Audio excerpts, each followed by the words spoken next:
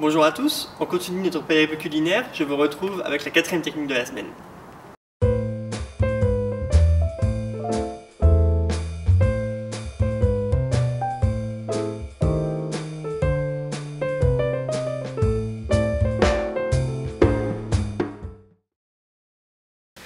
Bonjour à tous, bienvenue sur erdo.fr.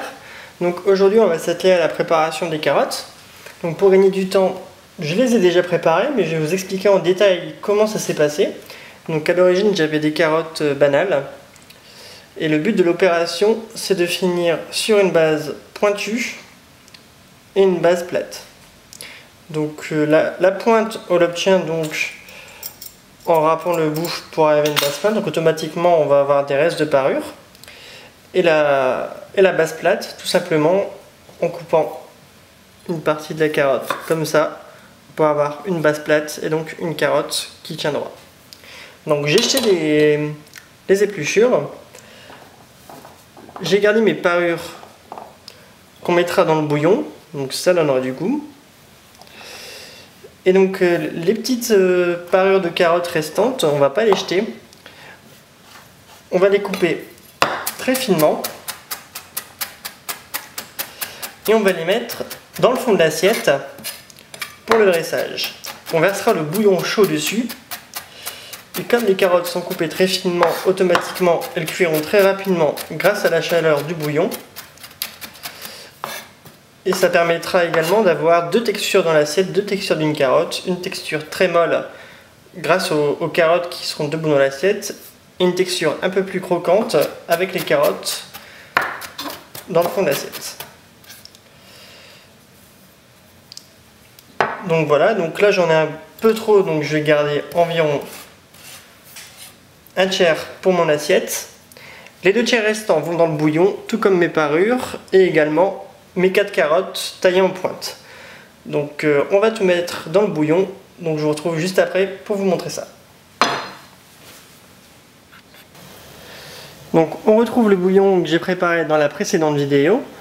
Donc comme promis, on ajoute les parures de carottes dans le bouillon. Et on met les 4 carottes de notre dressage pour qu'elles cuisent dans le bouillon et qu'elles prennent donc toutes les saveurs des différentes herbes, oignons et ail. Donc je pense qu'il y aura environ 20 minutes de cuisson. On surveillera la cuisson avec la pointe d'un couteau. Les carottes cuites, ensuite on les fera colorer un petit peu dans du beurre pour leur donner un aspect brillant et un peu plus joli. Donc je vous retrouve dans 20 minutes pour la cuisson du bouillon. A tout à l'heure. Les carottes sont cuites, donc on va les débarrasser.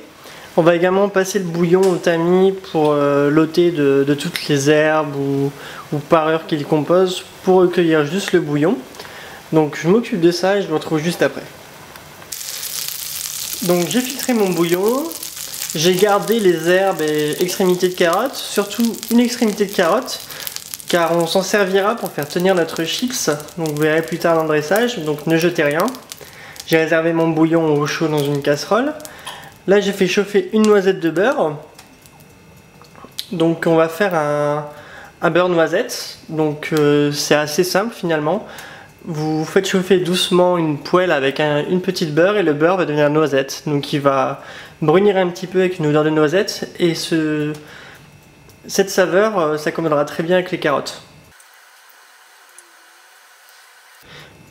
Donc, notre beurre est noisette, on peut d'ailleurs ressentir une petite odeur de noisette.